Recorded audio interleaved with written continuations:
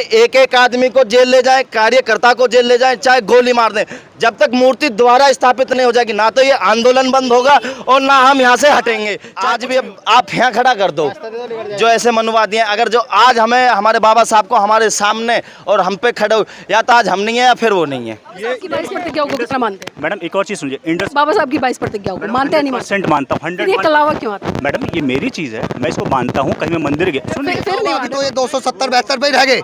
अगर 2027 में इनको इनकी माँ की छठी का दूध दिया नहीं दिखा दिया तो इनको अब पता लग जाएगा कि दलित समाज है क्या। सरफरोशी की तमन्ना अब हमारे दिल में है, देखना है जोश कितना बाजुए कातिल में है। साथियों ये पंक्तियां मैंने इसलिए कही है क्योंकि अभी कुछ देर पहले इन युवाओं को दिल्ली पुलिस ने खदेड़ कर आंदोलन से बाहर कर दिया और आंदोलन से जब बाहर किया तो लोग जय भीम के नारे लगाते हुए, क्रांतिकारी आंदोलन के नारे लगाते हुए यहाँ पर पहुंचे और इन युवाओं से आज जुड़ने का प्रयास करेंगे और जानने का प्रयास करेंगे कि पिछले दिनों जिस तरह से रात के अंधेरे में संसद भवन से परम पूज्य बाबा साहब की मूर्ति, छत्रपति साहू जी महाराज जी की मूर्ति, महात्मा गांधी की मूर्ति और ज्योतिबा फूले जी की मूर्ति हटाई गई, तो उसको किस तरह से देखते? सर नाम क्या आपका? मेरा नाम मुनेश यादव है, युवा शक्ति दल से जिला अध्यक्ष हूँ मैं, गौतम बुद्ध नगर से। और मैं इन सत्ताधारियों से ये पूछना चाहता हूँ, जब बाबा साहब की मूर्ति सम्मानित के साथ में पिछले इतने सालों से संसद भवन में लगी थी, तो अब इनकी छाती पे कौन सा सांप लौट गया जो इनको मूर्ति हटानी पड़ी? ये सत्ताधारी कहते थे कि मोदी जी का 56 इंच का सीना है, 56 इंच का सीना है। क्या उस सीने पे इतनी सी भी जगह नहीं थी कि हमारे बाबा साहब की मूर्ति जब रखी थी तो अब हटाई क्यों गई? इनकी गाड़ियाँ टकराती थी, ये टकराते थे, नहीं इनको आपत्ति क्या है? जब इनको वोट लेनी है तो ये हमारे दलित भाइयों के लिए, हमारे लिए आ जाते हैं कि हम भाई हैं। वोट लिए इनका मकसद निकल गया तो हम इनके लिए दलित हो गए, अछूत हो गए, फिर हम इनके लिए कोई भी नहीं होते।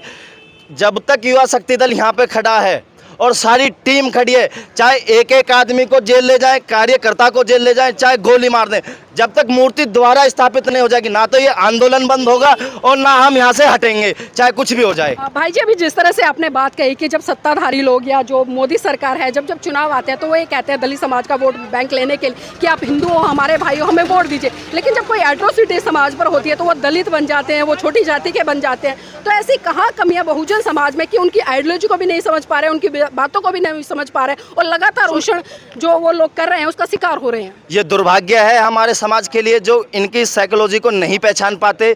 हमारा समाज बड़ा शांति प्रिय समाज है जो इन लोगों की बातों में बहकाए में आ जाता है। ये हमसे जब वोट लेनी होती है तो भाई कह देते हैं और हमारा समाज इतना दयालु है, इनकी बातों में आ जाता है, इनके लिए चल जाता है, मरने कटने के लिए तैयार हो जाता है। और जैसे इनको हमारे समाज का हमारा साथ मिल जाता है, वोटें मिल जाती हैं और फिर ये किसी संविधान पावर में आके बैठ जाते हैं, फिर ये हमको भूल जाते हैं, तुम कौन हम कौन, फिर इनके लिए हम दलित हो जाते हैं।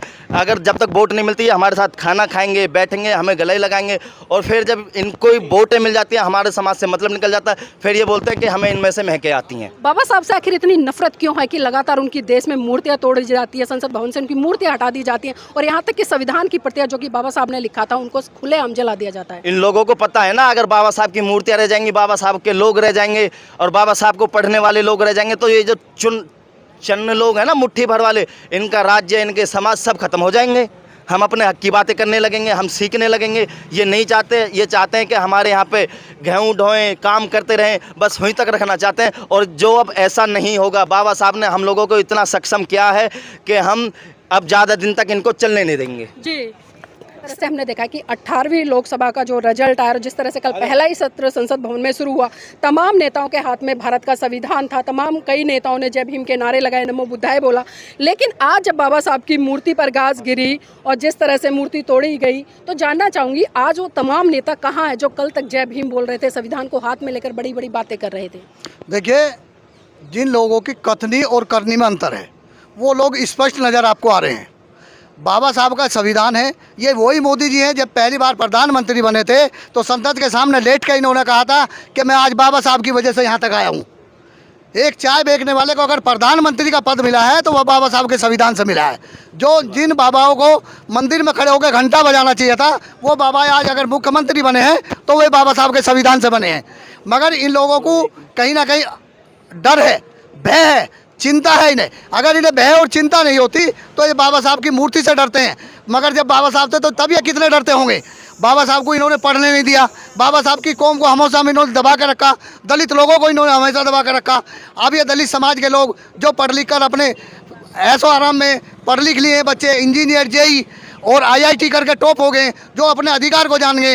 इन्हें वो आदमी चाहिए जिसका मुंह बंद रहे, जो अपने अधिकार की इनसे बात ना करे, इन्हें वो लोग चाहिए। और जो आप अभी कह रहे हैं कि संसद में कल कुछ लोगों ने जय भीम भी बोला है, कुछ लोगों ने बाबा साहब का संविधान भी दिखाया है, मगर हम तो कहते हैं कि शुद्ध बुद्धि आई, कम से कम देर आई। और इसको ये सर, क्या खाली संविधान उठाने से, जय भीम बोलने से काम चल जाएगा या उनके विचारों पर काम करना पड़ेगा? हमारा जो समाज है, दलित समाज के जो लोग हैं, वो इतने सीधे हैं बेचारे कि उनसे एक बार कोई जय भीम बोलते तो वो उसे अपना मानने लगते हैं। इसी का वो हमारा नुकसान उठाते हैं, इसी का उन्होंने हमारा फ़ायदा उठाया है। और अगर इन्होंने एक बार, अभी आपने देखा होगा, अभी तो ये 270-72 पे ही रह गए, अगर 2027 में इनको इनकी माँ की छठी का जूतिया नहीं दिखा दिया तो इनको अब पता लग जाएगा कि दलित समाज है क्या, दलित समाज क्या है। लेकिन सर, आपको नहीं लगता है कोई भी आंदोलन हो भारत देश में, क्योंकि हम बाबा साहब की बात करते हैं, आप लोग बाबा साहब की बात करते हैं, उनको सिद्धांतों की बात करते हैं, लेकिन बाबा साहब ने जिस तरह से 1935 में घोषणा की कि मैं हिंदू धर्म में पैदा हुआ और हिंदू धर्म में मरूंगा नहीं, और ठीक 21 साल बाद 1956 में जब वो बौद्ध धर्म ग्रहण करते हैं, लोगों को एक मैसेज देते हैं, लेकिन कहाँ कमियां रह जाती है कि बाबा साहब की इस बात को आज के लोग भी नहीं समझ पा रहे। और वही कारण है कि एक दूसरी संस्कृति जो लगातार जय श्री राम की बात करते हैं, राम मंदिर बनाने की बात करती है, वो सत्ता में आ जाती है और फिर से अत्याचार शोषण शुरू हो जाते हैं। उसके पीछे रीज़न है, देखिए, दलित बाबा साहब अम्बेडकर जो है सिर्फ दलित के नेता नहीं है, पूरे भारत के नेता, पूरे ग्लोबल नेता है। उनके पास 32 डिग्रियाँ हैं, जिसमें 2 मास्टर्स हैं, 4 डॉक्टरेट है, 12 लॉ की डिग्री है, 9 भाषाओं का ज्ञान है, पाली भाषा का अनुवाद उन्होंने किया है हिंदी में, इस सब चीज़ों को किया हुआ। और पहले अर्थशास्त्री हैं इंडिया के, पहले साउथ एशिया के पहले व्यक्ति हैं कि उनके पास जो डिग्री है ना, PhD, अर्थशास्त्र PhD करने वाले पहले व्यक्ति। तो भाई जी, लगता नहीं है कि जब इतना बुद्धिजीवी व्यक्ति, विश्व में पहले नंबर पे आने वाला व्यक्ति, सिंबल ऑफ नॉलेज की उपाधि जिसको दुनिया का सूरज जिसे कहा, उसकी बात भारत के लोग माने? मैडम, भारत के लोग मानते हैं, लेकिन शिक्षा से अलग कर दोगे लोगों को और लोगों को वंचित कर दोगे चीज़ों से, आप उनको धकेलते रहोगे, पुश बैक करोगे, नहीं, आप इस लेवल पे आ ही नहीं सकते। हम पढ़ लिख के आपके साथ हम लोग खड़े होकर बातचीत करते, किसकी वजह से कर पाए? बाबा साहब ने जो संविधान में अधिकार दिए वो तो लोगों ने ले लिए, लेकिन 1956 में जो बाबा साहब ने निर्णय लिया कि वो हिंदू धर्म को छोड़ के बौद्ध धर्म में जाए, लेकिन आज भी युवा, मैं देख रही हूँ आपके हाथ में भी कला है, भाई जी के हाथ में भी कला है, तो भटकाव कहाँ है, कहाँ मतलब? देखिए, हमारा संविधान हमें कहता है कि हम धर्मनिरपेक्ष हैं। हम ये नहीं बोलते कि आप हिंदू हैं, मुसलमान हैं, सिख हैं, ईसाई हैं, सब एक बराबर हैं, लेकिन हम जिसके अनुयायी हैं, हम जिसको मानते हैं, उसी को तो आगे लेके जाएंगे। मैं वही बात कर रही हूँ। एक और चीज़ बता दो, आप बोले कटाक्ष वाली बात मत कीजिए कि हिंदू अलग है, मुसलमान अलग। हम देश के नागरिक हैं। मैंने कटाक्ष नहीं किया, मैंने बाबा साहब की बात की, क्योंकि भाई जी आपने कहा कि हम बाबा साहब को अपना आदर्श मानते हैं, मैंने उनकी बात की, क्योंकि आदर्श अगर हम किसी को मानते हैं, अगर उदाहरण के तौर पर आज हम बात करें, लोग जैसे सलमान खान है, उसको अपना आइडल मानते हैं, तो उसके जैसे हेयर स्टाइल बनाएंगे, उसकी जैसी शर्ट पहनेंगे, उसके जैसी पैंट पहनेंगे, उसके जैसे हाथ में जो भी चीज़ें मतलब सलमान खान करता है उसकी तरह करते हैं। तो बाबा साहब को आइडल मानने वाले लोग आज उनके विचारों पर क्यों नहीं चल रहे? मेरा सवाल ये है भाई जी। मैडम, चलते हैं, चलने की कोशिश भी करते हैं, लेकिन यही जिनकी आप बात कर रहे हैं, जो दूसरे समाज के लोग हैं, जिनको हिंदू या राम कहना नहीं चाहिए अलग, लेकिन वही इन सब चीज़ों को दबाव डाल के इन सब चीज़ों को अलग कर देते हैं। आप इस चीज़ को समझ। भाई साहब, अत्याचार शोषण तो वही लोग करते हैं ना, वही लोग तो करते हैं ना। एक ऐसी संस्कृति जो संस्कृति, जी भाई जी, जानना चाहूंगी, जो अपने हाथ में कलावा बांधा हुआ है, कौन सी संस्कृति का प्रतीक है? ये उस संस्कृति का प्रतीक है जो बाबा साहब मानते थे, या उस संस्कृति का प्रतीक है जिस संस्कृति के तहत आज राम मंदिर बना है? मैडम, ये दोनों, ये भारतीय संविधान के अकॉर्डिंग सब चीज़ मान्यता मेरे पास मानती है, हिंदू हो चाहे बौद्ध हो, मैं इन सब चीज़ को दोनों पर बिलीव करता हूँ। लेकिन बौद्ध, सुन लीजिए, आप इसे मुस्कुराइए नहीं, बौद्ध, हाँ, नहीं, आप जो जिस तरीके से आप कर रहे हैं ना, उस तरीके से आपको लग रहा है मैं फंस गया, नहीं, ऐसा नहीं है। मैं बौद्ध धर्म को मानने वाला हूँ, हिंदू धर्म को भी मानने वाला हूँ, लेकिन मेरे लिए बौद्ध धर्म और बाबा साहब मेरे लिए बहुत अच्छे हैं।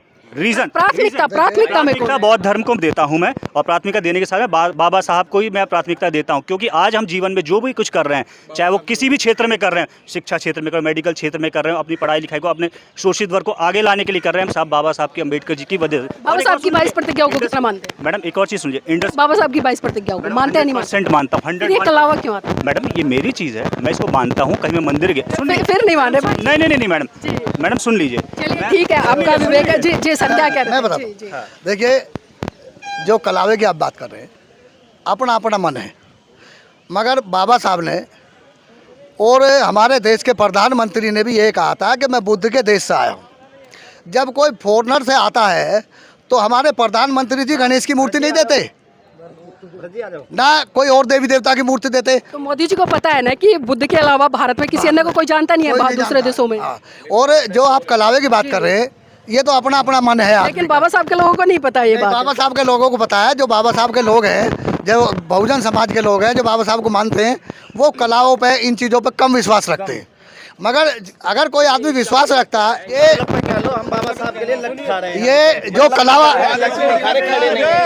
जो ये कलावा जो है, हम समानता के साथ चलते हैं। ये जो कलावे की आप, मैं बता रहा हूँ आपको, जो आप कलावे की बात कर रहे हैं, ये कुछ मनुवादी लोग हैं जो इस कलावे पे, लोगों पे विश्वास रखते हैं, जैसे मूर्तियों पे विश्वास रखते हैं, तो उनका अपना प्रतीक है। मगर बाबा साहब के जो लोग मानने वाले हैं, जो बुद्ध धर्म को वो लोग मानने वाले हैं, वो इन चीज़ों पे विश्वास नहीं रखते। भाई जी कह रहे देखिए बाबा साहब के लिए हम लाठी खा रहे हैं, गोली खा रहे हैं, लेकिन भाई जी मैं फिर वही सवाल लेना देखो जी, चाहूँ, क्योंकि अगर किसी को भी देखिए, भाई जी अभी कह रहे थे कि हम बाबा साहब के नाम से लाठियां खाते हैं और गोली भी खाने के लिए तैयार है, तो मैं भाई जी से यही सवाल जानना चाहूंगी। भाई जी बाबा साहब थे, उन्होंने उनके ऊपर जो अत्याचार शोषण किया, कौन सी संस्कृति के लोगों ने किया? ये जो मनुवादी लोग थे, जो हिंदुत्व का नारा लगाते थे, जो ऊंचे स्तर के लोग थे, इन्होंने हर चीज़ में शोषण किया।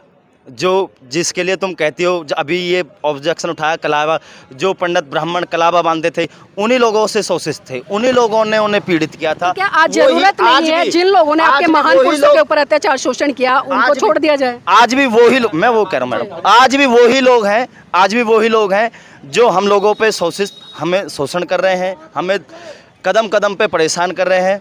और जैसा आपने कहा है अभी कि जैसा उन्होंने हम पे करा है कि क्या अब हमारा टाइम नहीं है, अब हम में इतना सक्षम हैं, हम इतने मजबूत हैं। आज भी अब आप यहाँ खड़ा कर दो जो ऐसे मनुवादी हैं, अगर जो आज हमें हमारे बाबा साहब को हमारे सामने और हम पे खड़े हो, या तो आज हम नहीं है या फिर वो नहीं है।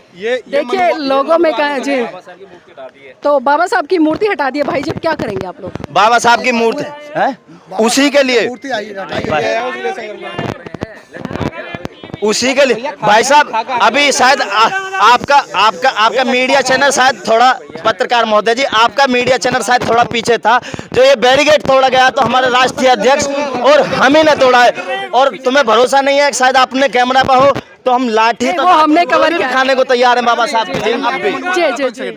ये मनुवाद नहीं है तो और क्या है? जिस बाबा साहब ने संविधान बनाया उसी की मूर्ति बाहर फेंक दी। या तो तुम उनको बाबा साहब को मानते नहीं हो, या उनका संविधान नहीं मानते जो उनकी मूर्ति बाहर फेंकी है। सब कुछ मानेगा और मनवा के छोड़ेंगे। बाबा साहब ने चलिए ठीक है सर, अपने अपने विचार हैं और अपने अपनी चीज़ों से लोग समझ रहे हैं, आज की युवा पीढ़ी है। लेकिन आज की युवा पीढ़ी को मैं एक आग्रह भी करना चाहूँगी कि देखिए हमारे अंदर जोश बहुत है और जोश होना बहुत ज़रूरी है, लेकिन उसके साथ साथ में हमें ज्ञान की तरफ भी पढ़ना पड़ेगा और महान पुरुषों को पढ़ना पड़ेगा, क्योंकि जब तक हम बाबा साहब को सही रूप से नहीं पढ़ेंगे तब तक हम उनकी विचारधारा को मनोसात करके आगे नहीं बढ़ पाएंगे। और जो हम आंदोलन करते कहीं ना कहीं यही कमियाँ कुछ रह जाती है, जब हम आंदोलनों से पिछड़ जाते हैं, हमारे आंदोलन कमज़ोर हो जाते हैं।